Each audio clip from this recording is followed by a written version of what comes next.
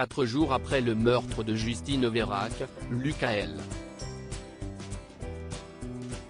21 ans, a été mis en examen pour le meurtre de la jeune femme de 20 ans, dont le corps a été retrouvé près de son domicile.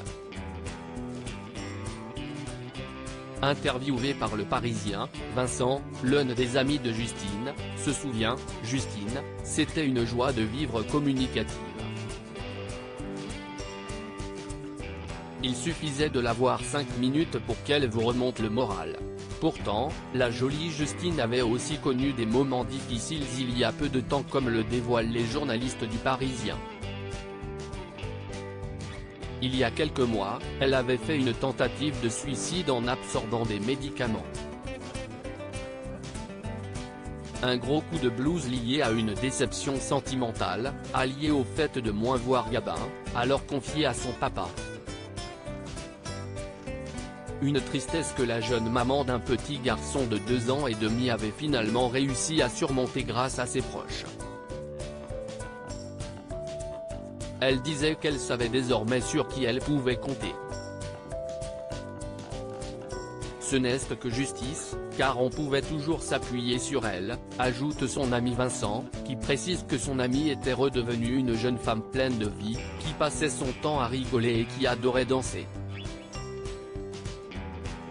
Pour rappel, Justine Vérac se serait sentie mal en discothèque après avoir bu quelques verres d'alcool et aurait décidé de partir dormir dans sa voiture dans la nuit du 22 au 23 octobre 2022.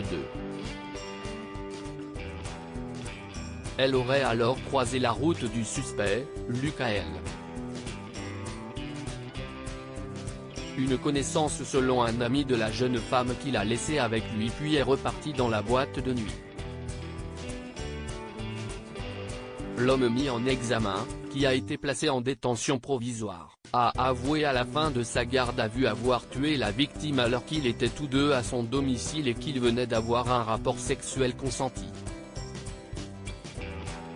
Cet agriculteur de 21 ans a également déclaré aux enquêteurs avoir donné un coup de poing, ce qui aurait occasionné le décès de la jeune femme et s'être servi d'un engin agricole pour enfouir le corps en forêt. Une information judiciaire a été ouverte des chefs de viol, séquestration sans libération volontaire avant le 7e jour et meurtre précédé, accompagné ou suivi d'un autre crime. La peine encourue est la réclusion criminelle à perpétuité, a déclaré le procureur de Limoges Baptiste Porcher lors d'un point presse. Lucas L. reste présumé innocent jusqu'à la clôture définitive du dossier.